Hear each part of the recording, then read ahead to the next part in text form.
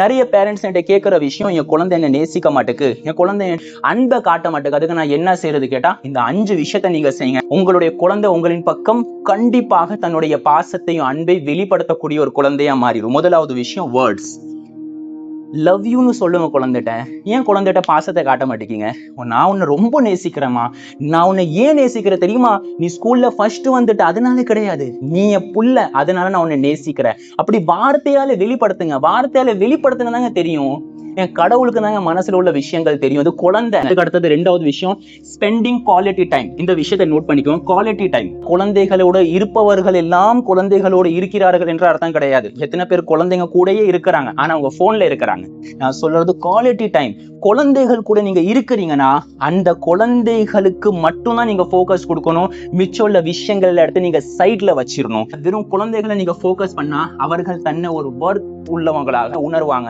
அவங்களுடைய self esteem, அவங்களுடைய தன்னம்பிக்கை, அவங்களை பற்றி உள்ள மேலெண்ணம் அவங்களுக்கு அதிகமாகும். அதனால குவாலிட்டி டைம் ஸ்பெண்ட் பண்ணுங்க. அதுக்கடுத்து கிஃப்ட்ஸ். கிஃப்ட்ஸ் என்ன, பெரிய கிஃப்ட்ல அவசியம் கிடையாது. ஒரு பென்சில் வாங்கி கொடுங்க, ஆனா அவங்க கேட்காம வாங்கி கொடுக்கணும்.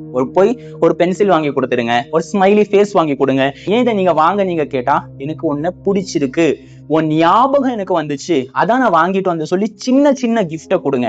இதனால குழந்தைகளுக்கு என்ன ஏற்படும்னா, என்ன பத்தி யோசிக்கிறாங்க, என்ன ஒரு ஆளை மதிக்கிறாங்க, அந்த உணர்வு அந்த குழந்தைக்கு ஏற்படும். அதுக்கடுத்த பிசிக்கல் டச். முதுக தட்டுறதா இருக்கட்டும், ஹக் பண்றதா இருக்கட்டும், ஒரு சின்ன ஹெட் கிஸ் பண்றதா இருக்கட்டும், இந்த மாதிரி விஷயங்கள் செய்யும் பொழுது உங்களுடைய லவ் அந்த குழந்தைகிட்ட டிரான்ஸ்பர் ஆகும் போது அந்த குழந்தை தன்னை ஒரு இமோஷனல் செக்யூராக, உணர்வு ரீதியாக பாதுகாக்கப்பட்ட ஒரு குழந்தையாக அந்த குழந்தை தன்னை உணரும். அதுக்கடுத்த ஸ்மால் ஹெல்ப்ஸ். சின்ன சின்ன உதவியை பண்ணணும். ஹோம்ஒர்க் பண்ணிட்டு இருக்கிற அந்த குழந்தைக்கு போய் உதவி செய்யறதா இருக்கட்டும், அந்த குழந்தை படிக்கும் போது ஏதாவது நான் சொல்லி கொடுக்கவா சொல்லி கேட்கறதா இருக்கட்டும், இல்லைன்னா அந்த குழந்தைகிட்ட வேலை கொடுத்துட்டு அந்த குழந்தையோட சேர்ந்து நீங்க வேலையை செய்யறதா இருக்கட்டும். அப்படி நீங்க செய்யும் போது நான் தனியால் கிடையாது, என் கூட என் பேரண்ட்ஸ் இருக்கிறாங்க, என் அம்மா இருக்கிறாங்க, என் அப்பா இருக்கிறாங்க என்கிற உணர்வு வரும். இந்த 5 லவ் லாங்குவேஜ் நீங்க உங்களுடைய குழந்தைகள்கிட்ட பயன்படுத்துங்க. வார்த்தையால உங்களுடைய அன்பை பாராட்ட வெளிப்படுத்துங்க. ஒரு தரமான நேரத்தை அந்த குழந்தைகளோட நீங்க ஸ்பெண்ட் பண்ணுங்க. அன்பளிப்பு கொடுங்க. பிசிக்கல் டச் நீங்க செய்யுங்க. அதுக்கடுத்த சின்ன சின்ன ஹெல்ப்பை நீங்க பண்ணுங்க.